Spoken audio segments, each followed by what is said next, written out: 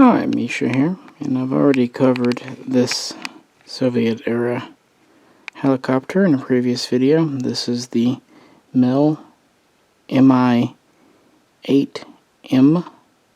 or Mi-17, depending on export or not. This is a medium lift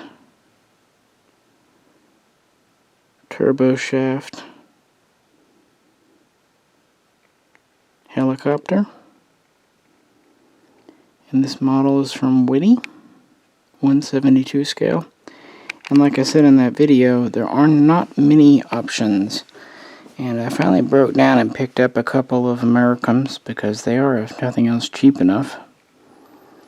And one of them here is the Mi-4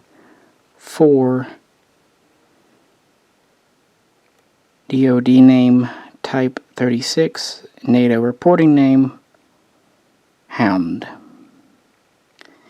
This was really Russia's first medium lift, still using a piston driven system.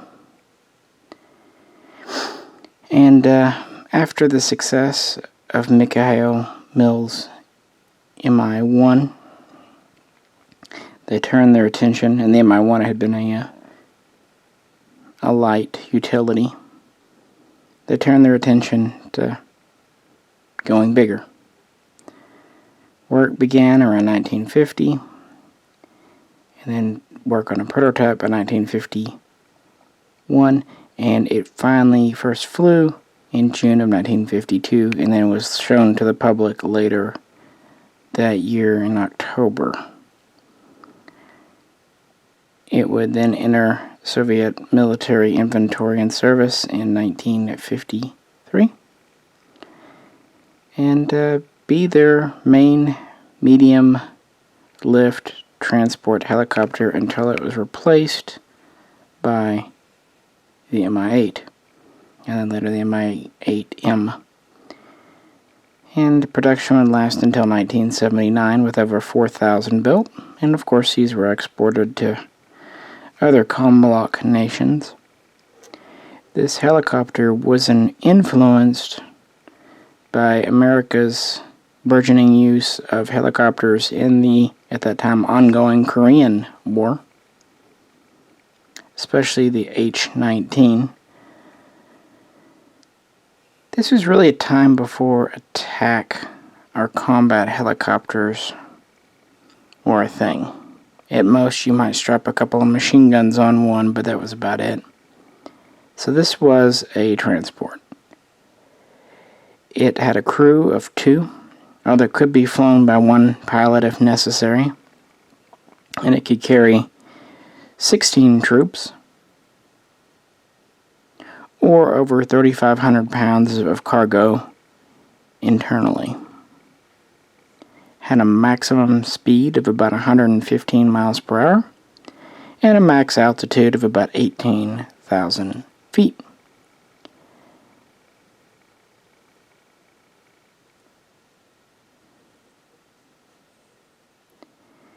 So it was a pretty capable helicopter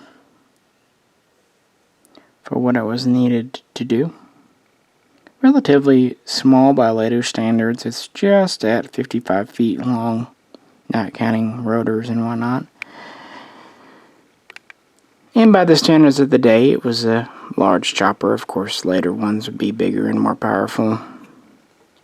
But it served a role in the Soviet military and gave good, reliable service. It was a little more refined of a design than the Mi-1, but still yet it was a early generation piston helicopter with all the shortcomings that entails. Still neat for all that. Like I said, this is a 172 scale diecast from Amercom. They are inexpensive,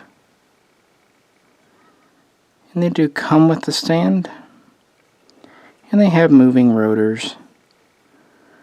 Although I have trouble getting the blades to stay on some of these. Sometimes they don't plug in all that great, or they come off when they get knocked. But it's a cheaper model. it's just an example piece to fill a hole in the collection, since no one else really does an Mi-1 or Mi-4. I'll tell you, it does an Mi-2, which is a little better, and of course, Woody used to do the Mi-8.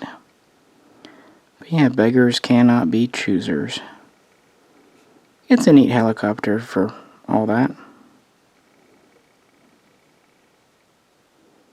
And an interesting part of Soviet military aviation history. And of course would lead on to heavy lift helicopters from the Mill Design Bureau. But yeah, I just thought I would briefly share this with you. It was used by civil aviation as well.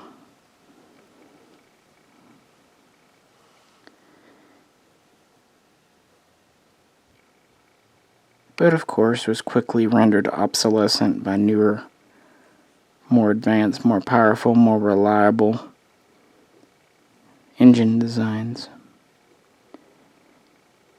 Anyway, if you have any questions or comments, please post them below. If you could, like, share, and subscribe. This is Misha, and I'll catch you very soon next time.